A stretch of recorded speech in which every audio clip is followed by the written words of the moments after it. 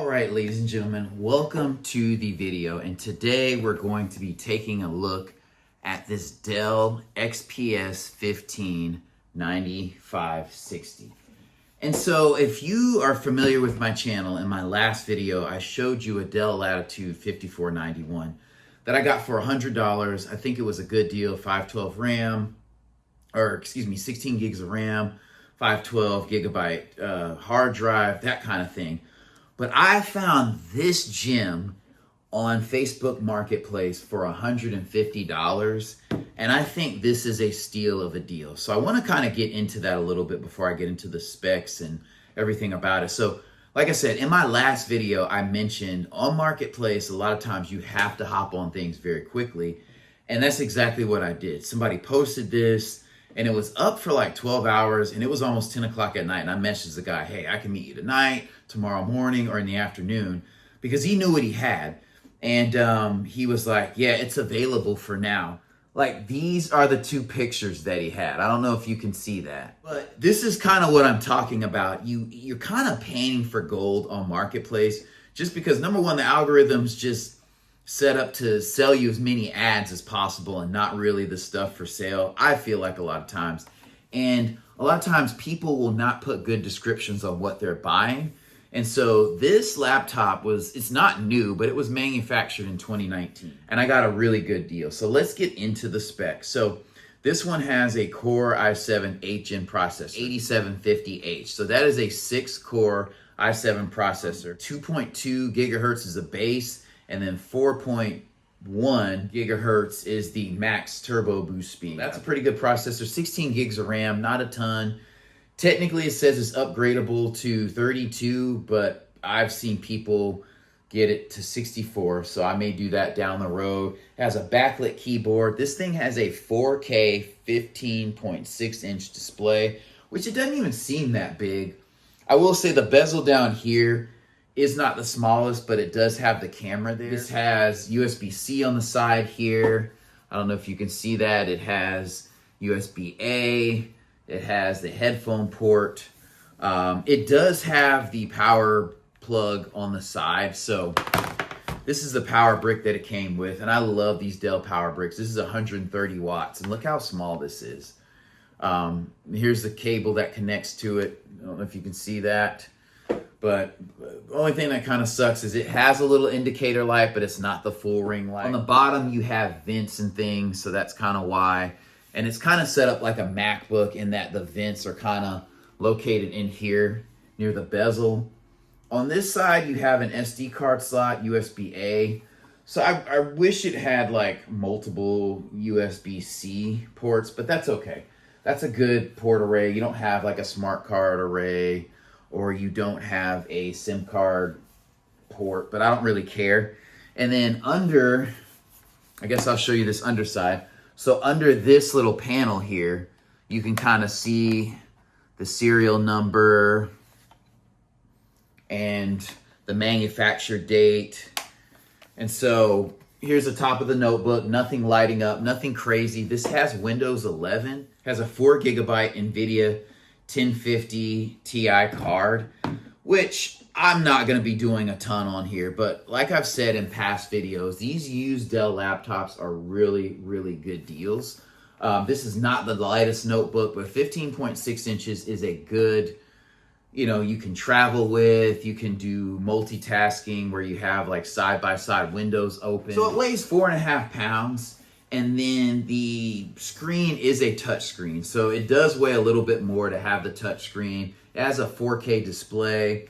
I forgot to say it has a Kensington lock here. So this computer, the chassis is made out of aluminum, and then the armrest is a carbon fiber composite material. Better viewing angles. It's a glossy display.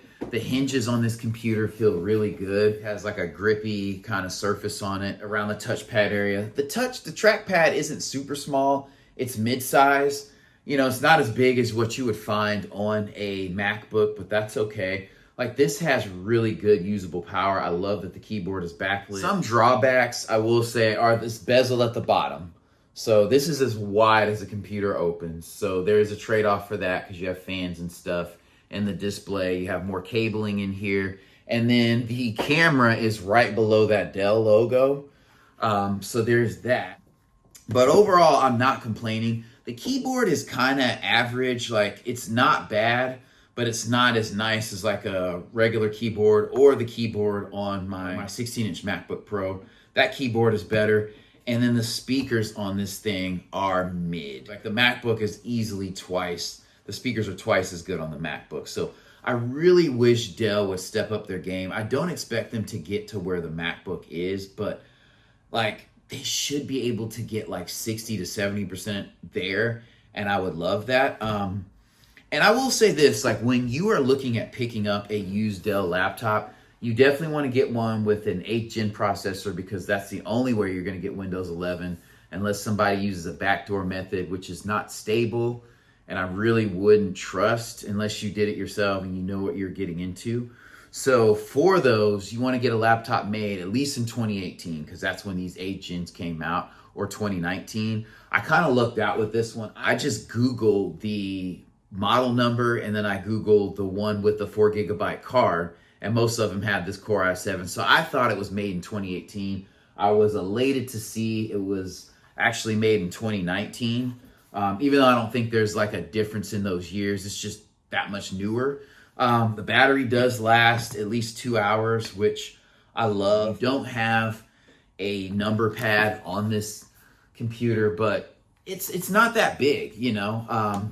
It is kind of long because it is a 15.6 inch display, so it's not 15.4. It feels really solid. You have these grippy panels here, which are nice. It is a 720p webcam, and it does 30 frames per second, so that is a drawback. But like I said, the 4 GB video card, you can play like some decent games on medium settings with this laptop, but that's not what I want to do. I may do some light video editing. This is a good, solid used notebook, especially under $200. And again, one thing I like about Dell's is that I can take this bottom plate off and upgrade the RAM easy.